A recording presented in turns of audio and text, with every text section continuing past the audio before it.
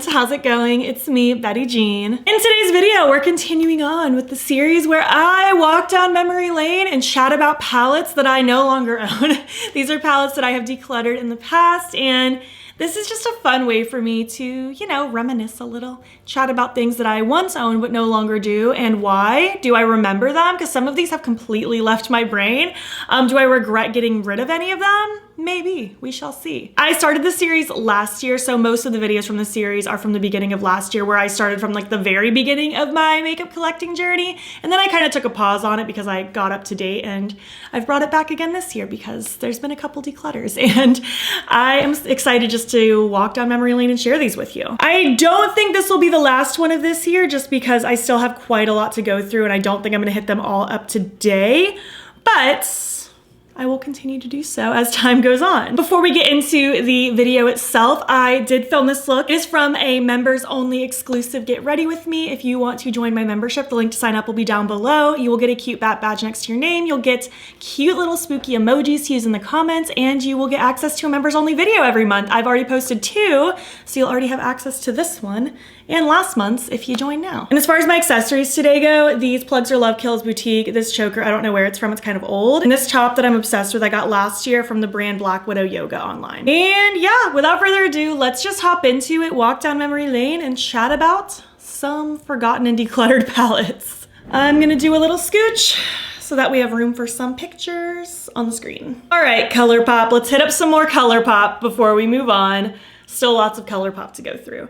First is the Lizzie McGuire palette. I think it was called What Dreams Are Made Of. I loved the whole vibe of this collection. I loved Lizzie McGuire. I feel like I watch the Lizzie McGuire movie like once a year because it's just so pure and wonderful. Still fantasizing about doing my own Lizzie McGuire trip one day. It's just gonna be so good.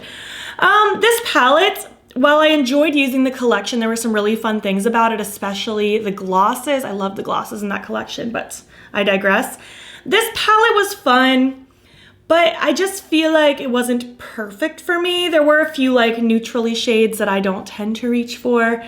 It wasn't the worst palette they've done by far. Like, I didn't get rid of this because I didn't like it. I just felt like I kind of got my use out of it, so I gave it to a friend. But yeah, I just felt kind of, it's fine. It's not bad, just not one that I have to keep forever. Next is the Lush Life palette. I actually was surprised that I decluttered this one when I did last year, just because I really vibed with this when it released, but once it became time for my declutter series at the end of every year and I got to my palettes, I just felt like the things I liked most about this palette were the things right in the middle.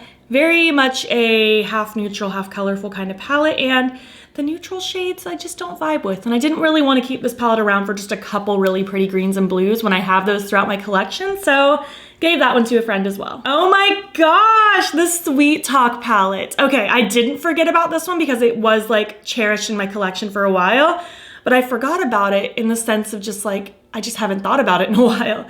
But this was one of the first ColourPop palettes I tried, I believe. Maybe not one of the first. Well, maybe it was one of the first. I don't remember, but this was like my go-to peachy spring palette for a while. I thought it was the epitome of spring. I liked these peachy coral tones, but again, as time went on, I just kind of realized more about my makeup preferences, and the fact that it was heavy neutrals wasn't really my vibe, and I also don't love pressed glitters in palettes. It's not like the end of the world to me anymore, but it's still not my favorite thing. So for some of those reasons, I ended up giving this one to a friend as well. Ooh, the little Hello Kitty quads. So these quads came out, I think last summer, maybe the summer before. It's been a little while, but these came out as like this Hello Kitty summer collection. I still am obsessed with the Aloha Honey blush that launched in that collection. It's like a bright, like neon peachy coral. It's so cool. But there were also 4 little quads in the collection. This first one was Cherry Sweet, just like a little quad of pinky tones. I did appreciate the fact that we have kind of that warmer hot pink with the more cooler purpley toned pink. We had the 2 mattes, the 2 shimmers. These were really impactful quads. I felt like they had really good pigmentation, and with them only being 4 shades, I feel like they did a good job picking shades to give you a really bold look, but you could also like use less shades if you wanted to. I did enjoy that one. I'll just go through all of these before I give my overall thoughts. But next is the Cocoa Cutie. This was the blue themed one. Again, I like the fact that we had that rich royal blue with the lighter, more turquoisey blue, and then the 2 shimmers that kind of matched the shades. I felt like that gave you kind of a variety with the blues that you could do. Next is Pineapple Cake. This was the yellow one. I actually quite enjoyed this one.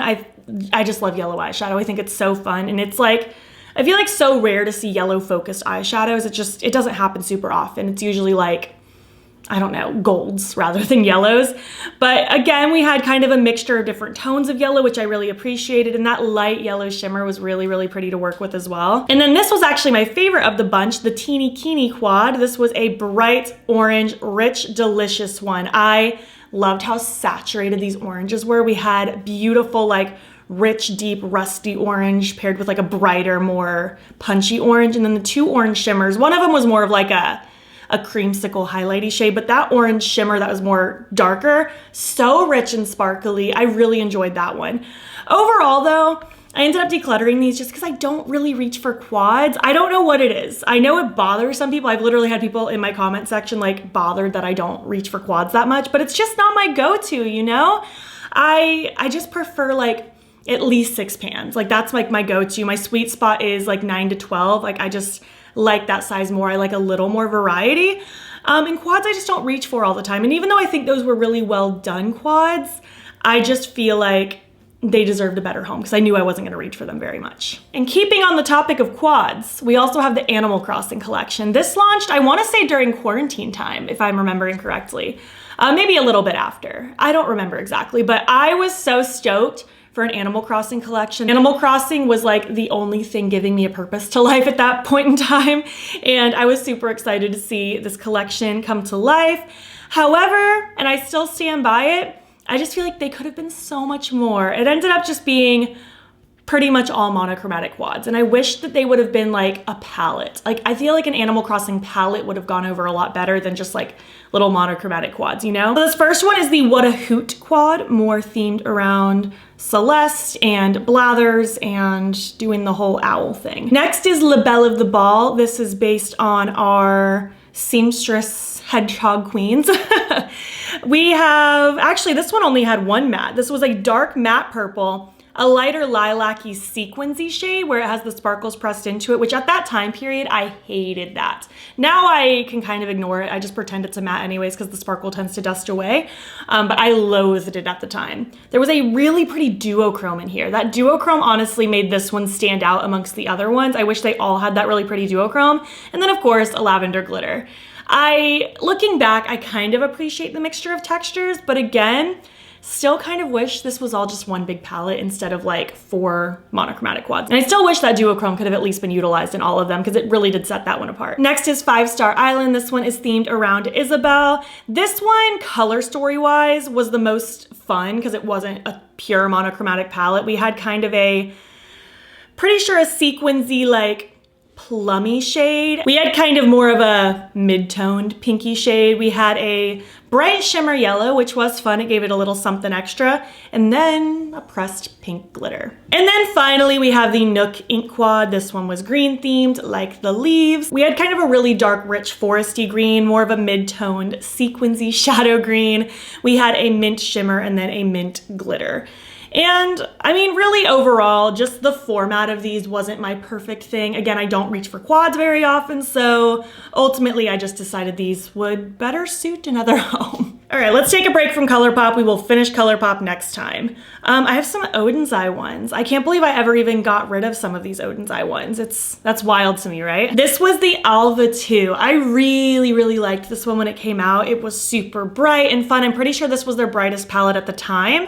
And I was super excited about it. There were 2 pressed glitters in here. I'm so happy they listened to their audience and didn't continue on the pressed glitters. I'm pretty sure this is the only palette they did that with. And I ultimately ended up decluttering this one last year just because I felt like, I don't know, it just wasn't my go-to one. I just felt like if I was reaching for colorful palettes from Odin's Eye, it wasn't this one. Like I was reaching for other things like going forward because they've come out with better colorful palettes since. So I ended up just giving this one to a friend for that reason. I didn't hate this palette. It just wasn't like my perfect palette from them.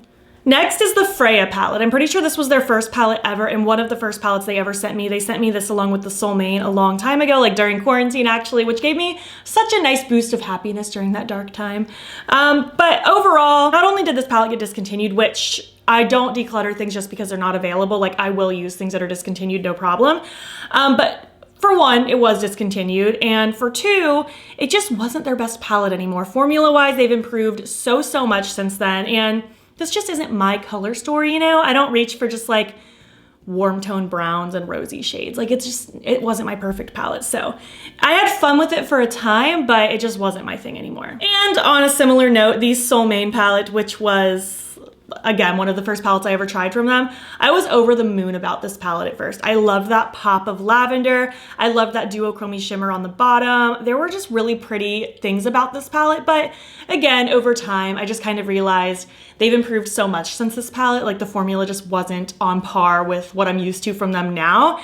And overall, the color story just isn't me. Like lots of neutrals with a couple pops of interest. Love the pops of interest, wasn't so much reaching for the other things anymore. So decided to let that one go as well. And the last one I let go of from Odin's Eye is the Mini Ocean palette. Mostly just because, you know, it just wasn't my favorite color story from them. I low-key hate using orange and blue together just because living in North Central Florida, the Florida Gators are the only topic of conversation, and I simply don't want to accidentally look like a sports fan. So I just don't tend to reach for that. And I mean, for the most part, like this was pretty. Like I did enjoy the shades that are in here on their own. I liked the split pan of shimmer in the middle. But overall, it just wasn't my go-to one to reach for from them. Similar to the Alva 2, there were just other things I was reaching for over this one, so I figured might as well not hang on to it just for the sake of hanging on to it. I should give it away to a friend. Let's chat about just a few more before I save the rest for the next video. I have some menagerie ones we can talk about. That's kind of exciting. I feel like I kind of dwindled my menagerie collection down last year. First is the Killer Purr palette, which I'm pretty sure they actually revamped this palette and kind of updated the color story a bit. Off the top of my head, I don't remember how I felt about the updated version, but I feel like it mostly got positive reaction. But for the most part, I liked this for a time. I really, really enjoyed it. I liked the pigmentation of the mattes. I had fun with it, but it just wasn't my go-to. The only shimmers that were in at least this version of the palette, again, it might be different now, but at least at this time, the only shimmers were those bronzy shimmers. I don't prefer a bronzy shimmer. Like I would much rather use bronzy neutral eyeshadows with a colorful shimmer than reverse. That's just my makeup preferences. I did enjoy the grungy, dingy colors of some of these shades, but there's also some shades I didn't care about, like that light peach, a couple just basic browns. It wasn't my go-to, so gave it to a friend. The Pastel Pup. I was super excited when this launched. I enjoyed it for a time, but at this point in my makeup collection, I have quite a few pastel palettes that I prefer. I even just did an updated pastel palettes and comparisons video recently on my channel if you want to check that out. And this one just wasn't my favorite one. I personally didn't need the black and white in the palette. It doesn't serve a purpose for me. White doesn't add anything to my pastel looks. And when you mix black with pastel, it's not like it deepens up. Like if you mixed a black with a pastel blue, it's not going to give you a darker blue. It's just going to give you gray because the pastels are already so white based. So those don't really serve a purpose for me. And also the yellow and orange in here, something about these specific shades of pastel orange and yellow just kind of blended into my skin. I've noticed that these look a lot better on anyone who's darker than a ghost like me, but on me, they just kind of fade into nothing. So I don't know, there were things I didn't love about this palette, so I ultimately decided to give that one to a friend as well. This mini palette, the Courtship, I kind of wish they'd kept doing the 6 pans. I think they did away with that idea a long time ago though. But the Courtship I did really enjoy, specifically for those 2 shimmers in the middle. Oh my gosh, these were so pretty. Besties is gorgeous. But again, overall, 3 of the mattes in there are just like neutrally toned. I don't mind that plummy brown on the right, but they are just kind of like neutrally toned that I'm not reaching for too much. I, again, loved this for a time, but it just wasn't my makeup preference anymore. And then finally, the Violet Ink. I almost regret decluttering this one just because it's not available anymore, but the reason I decluttered it is just because I have so many good purples in my collection. Not to say any of these purples were bad, but I just had such a vast amount of purples in my collection that I didn't really need to hang on to this one. I wasn't finding myself reaching for it. So again, I would have rathered give it to a friend. And maybe we can just do one more and then we'll close it out and save the rest for next time, which will be the finale until next year. But I did declutter one Unearthly palette, I believe last year. This was the Bunnies palette. This was their first version of the Bunnies. They have since revamped this. They've made it like just normal square pans, small size. Some of the colors might be different as well, but similar vibe to this. This was actually the first palette I ever tried from Unearthly Cosmetics. This was back when they were Alien Cosmetics still. And as much as I loved the shimmers, I thought the shimmers were glossy and shifty and wonderful. I just, for one, kind of hated these pans. I wish they could have all been the same size. I like to see uniformity within a palette. And also the mattes, while the formula was good, I mean, they were pigmented and blendable, I just felt like they were just so almost just basic rainbow with really special shimmers. I would have liked to see a little bit more uniqueness with the mattes. It wasn't anything major. Like, I didn't have problems with this palette per se. It just, at this point, I'd acquired many more Unearthly palettes that I loved like more, and I was reaching for them more. So this one I ended up just giving to a friend. It just wasn't my perfect palette anymore. And yeah, I think that says it all for this particular video. I still have some more to go through, and we will hit that up next time. And then we will put this series on pause until next year. But this is really fun for me. I really enjoy just walking down memory lane and reminiscing and kind of reliving my thoughts of certain things at the time, and almost like going over my history of like how much I used to love a certain thing and then kind of like why I fell out of love with it. I don't know. I feel like also reflecting on these things kind of makes me a better makeup consumer in the future, because then I'm more apt to know what I will and will not use. Like right now, if ColourPop had sent me over the Hello Kitty quad collection, for instance, I definitely would have plucked the blush out of the package and used it like crazy, but I feel like I would have just known myself now well enough to know that I wouldn't have kept using those quads long term. So I just wouldn't have touched them at all, and then I would have given them away without them being any sense used. Not that my friends care about taking over my old used makeup, but I do like to give things away that are untouched and donate things and stuff like that. So yeah, that's just my little rambling thoughts. It overall just makes me smarter about what I'm choosing to use going forward. Especially because like throughout the year, even though I do a declutter series every year just for my own peace of mind and like cleaning things out and kind of giving a reset for the beginning of the year, I don't want to just use things just for the sake of using them, just for the sake of decluttering them. Like, I really try not to have that mindset, even though like people love to see you get rid of makeup on YouTube. Like, I don't know what it is. People love watching you get rid of stuff. Like, I don't want to just collect things just to get rid of it. Like, I do want to only use things that I can see myself using for a while. So that's what I aim to do in the future, you know? And with all that being said, thank you for watching this video. I really hope you liked it. I would love to hear your thoughts on the palettes I talked about today. Do you still have and love them? Do you want any of these palettes? Did you go through similar things to me where you used to love it and then not so much anymore? I would love to know down below. If you made it to the end of this video, you know, leave some bat emojis. I'm very batty today.